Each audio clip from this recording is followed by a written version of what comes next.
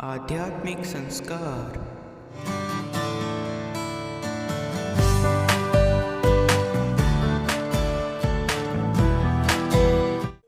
About Almighty Krishna's Bani. Who is watching everyone? आध्यात्मिक संस्कार, आध्यात्म के ओर कदम। गीता ज्ञान, श्रीमद् भगवत गीता के 9वें अध्याय।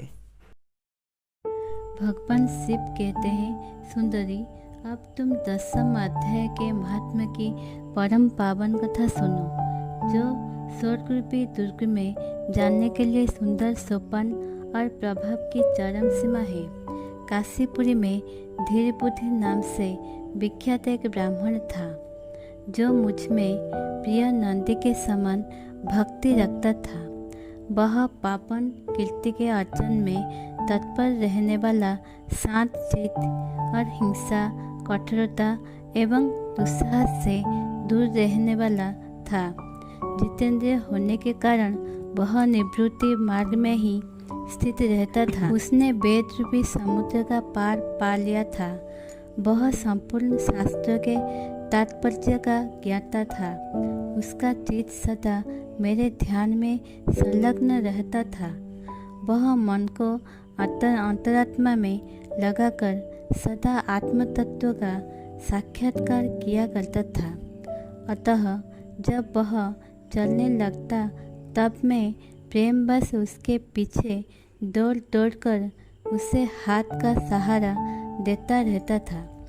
यह देख मेरे पार्षद भृंगिटी ने पूछा, भगवान, इस प्रकार भला किसने आपका दर्शन किया होगा? इस महात्मा ने कौन सा तप, होम अथवा जप किया है कि स्वयं आप ही पद पद पर इसे हाथ का सहारा देते चलते हैं? भृंगिटी का यह प्रश्न सुनकर मैंने इस प्रकार उत्तर देना आरंभ किया। एक समय की बात है, कैलाश पर्वत के पार्श्व भाग में पूर्णाक वन के भीतर चंद्रमा की अमृतमय किरणों से धुली हुई भूमि में एक बेदी का आश्रय लेकर मैं बैठा हुआ था। मेरे बैठने के क्षण भर बाद ही सहसा बड़े जोर की आंधी उठी। वहाँ के वृक्ष की शाखाएं नीचे ऊपर होकर आपस में टकराने लगी। कितनी ही टहनियाँ टूट टूट कर बिखर गई। पर्वत की अविचल छाया भी हिलने लगी। इसके बाद वहाँ महान भयंकर शब्द हुआ, जिससे पर्वत की कंदराएं प्रतिध्वनित हो उठी। तदंतर आकाश से कोई विशाल पक्षी उतरा, जिसकी कांति काले मेघ के समान थी। वह कचोल राशि अंधकार के समूह अथवा पंख कटे हुए काले पर्वत सा जान पड़ा था। पैरों से पृथ्वी का सहारा लेकर उस पक्षी ने मुझे प्रणाम किया और एक सुंदर नवीन कमल मेरे चरणों में रखकर स्पष्ट वाणी में स्तुति करनी आरंभ की। पक्षी बोला, देव, आपकी जय हो। आप चिदानंदमयी सुधा के सागर तथा जगत के पालक हैं। सदा सद्भावना से युक्त एवं अनासक्ति की लहरों से उल्लसित हैं। आपके वैभव का कहीं अंत नहीं है। आपकी जय हो। अद्वैत वासना से परिपूर्ण बुद्धि के द्वारा आप त्रिविध मलों से रहित हैं। आप जितेंद्रिय भक्तों के अधीन रहते हैं तथा ध्यान में आपके स्वरूप का साक्षात्कार होता है। आप अविद्यामय उपाधि से रहित, नित्य, मुक्त, निराकार, निरामय, असीम, अहंकार शून्य, आवरण रहित और निर्गुण हैं। आपके चरण कमल शरणागत भक्तों की रक्षा करने में प्रवीण हैं। अपने भयंकर ललाट रूपी महासर्प की विष ज्वाला से आपने कामदेव को भस्म किया है। आपकी जय हो। आप प्रत्यक्षादि प्रमाणों से दूर होते हुए भी प्राणामय स्वरूप है। आपका बार बार नमस्कार है। चैतन्य के स्वामी तथा त्रिभुवन रूपधारी आपको प्रणाम है। मैं श्रेष्ठ योगियों द्वारा चुंबित आपके उन चरण कमलों की वंदना करता हूँ जो अपार भाव पाप के समुद्र से पार उतारने में अद्भुत शक्तिशाली है। महादेव साक्षात बृहस्पति भी आपकी स्तुति करने की धृष्टता नहीं कर सकता। सहस्र मुख वाले नागराज शेष में भी इतनी चातुरी नहीं है कि वे आपके गुणों को वर्णन कर सके। फिर मेरे जैसे छोटी बुद्ध वाले पक्षी की तो विषाद ही क्या है। उस पक्षी के द्वारा किए हुए इस स्रोत को सुनकर मैंने उससे पूछा, विहंगम, तुम कौन हो और कहाँ से आए हो? तुम्हारी आकृति तो हंस जैसी है, मगर रंग कोए का मेला है। तुम जिस प्रयोजन को लेकर यहाँ आए हो उसे बताओ। पक्षी बोला, देवेश, मुझे ब्रह्मा जी का हंस जानिए। रुचटे, जिस कर्म से मेरे शरीर में इस समय कालिमा आ गई है उसे सुनिए। प्रभु, यद्यपि आप सर्वज्ञ हैं, अतः आपसे कोई भी बात छिपी नहीं है। तथापि यदि आप पूछते हैं तो बतलाता हूँ। सौराष्ट्र सूरत नगर के पास एक सुंदर सरोवर है जिसमें कमल लहलहाते रहते हैं। उसी में से बाल चंद्रमा के टुकड़े जैसे श्वेत रुणालों के ग्रास लेकर मैं बड़ी तीव्र गति से आकाश में उड़ रहा था। उड़ते उड़ते सहसा वहाँ से पृथ्वी पर गिरा पड़ा। जब होश में आया और अपने गिरने का कोई कारण ना देख सका तो मन ही मन सोचने लगा, आहो, यह मुझ पर क्या आ पड़ा। आज मेरा पतन कैसे हो गया। पके हुए कपूर के समान मेरे श्वेत शरीर में यह कालिमा कैसे आ गई। इस प्रकार विस्मित होकर मैं अभी विचार ही कर रहा था कि उस पोखर के कमलों में से मुझे ऐसी वाणी सुनाई दी, हंस उठो, मैं तुम्हारे गिरने और काले होने का कारण बताती हूँ। तब मैं उठकर सरोवर के बीच में गया और वहाँ 5 कमलों से युक्त एक सुंदर कमलिनी को देखा। उसको प्रणाम करके मैंने प्रदक्षिणा की और अपने पतन का सारा कारण पूछा।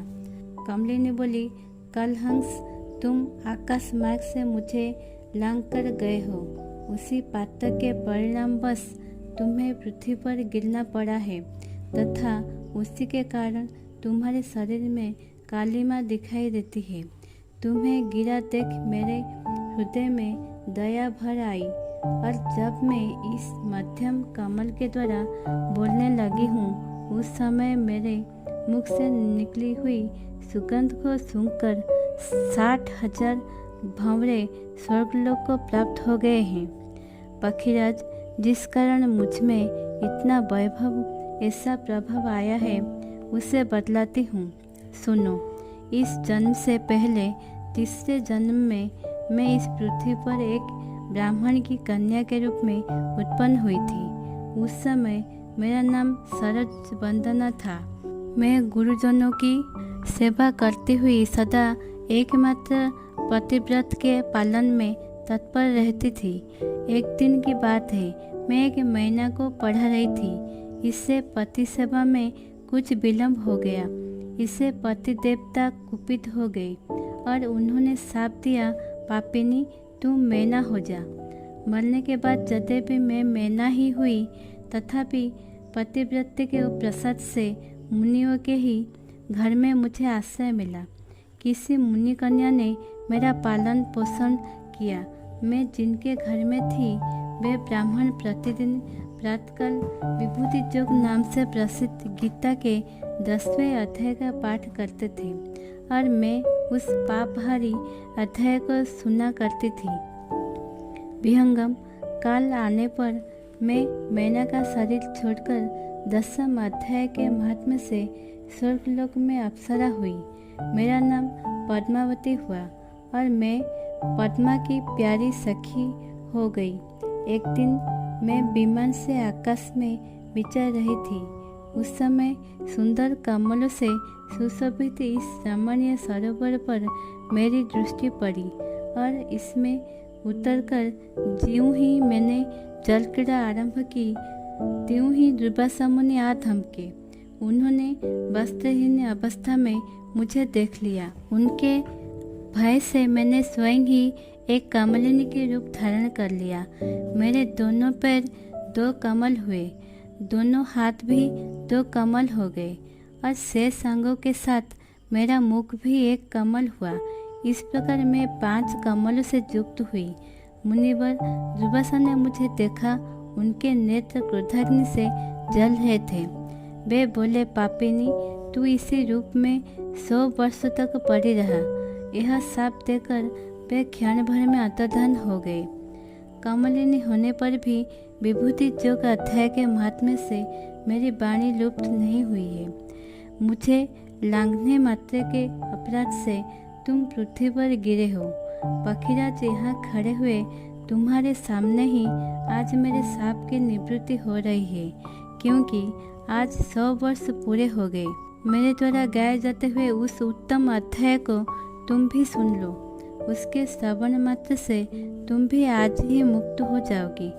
यह कहकर पद्मिनी ने स्पष्ट एवं सुंदर वाणी में 10वें अध्याय का पाठ किया और वह मुक्त हो गई। उसे सुनने के बाद उसी के दिए हुए इस उत्तम कमलों को लाकर मैंने आपको अर्पण किया है। इतनी कथा सुनाकर उस पक्षी ने अपना शरीर त्याग दिया। यह एक अद्भुत सी घटना हुई। वही पक्षी अब 10वें अध्याय के प्रभाव से ब्राह्मण कुल में उत्पन्न हुआ है। जन्म से ही अभ्यास होने के कारण शैशवावस्था से ही इसके मुख से सदा गीता के 10वें अध्याय का उच्चारण हुआ करता है। 10वें अध्याय के अर्थ चिंतन का यह परिणाम हुआ है कि यह सब भूतों में स्थित शंख चक्रधारी भगवान विष्णु का सदा ही दर्शन करता रहता है। इसकी स्नेहपूर्ण दृष्टि जब कभी किसी देहधारी के शरीर पर पड़ जाती है, तब वह चाहे शराबी और ब्रह्महत्यारी ही क्यों न हो, मुक्त हो जाता है तथा पूर्व जन्म में अभ्यास किए हुए 10वें अध्याय के महात्म्य से इसको दुर्लभ तत्वज्ञान प्राप्त है तथा इसने जीव मुक्ति भी पाली है। अतः जब यह रास्ता चलने लगता है तो मैं इसे हाथ का सहारा दिए रहता हूँ। भृंगीरटी, यह सब 10वें अध्याय की ही महामहिमा है।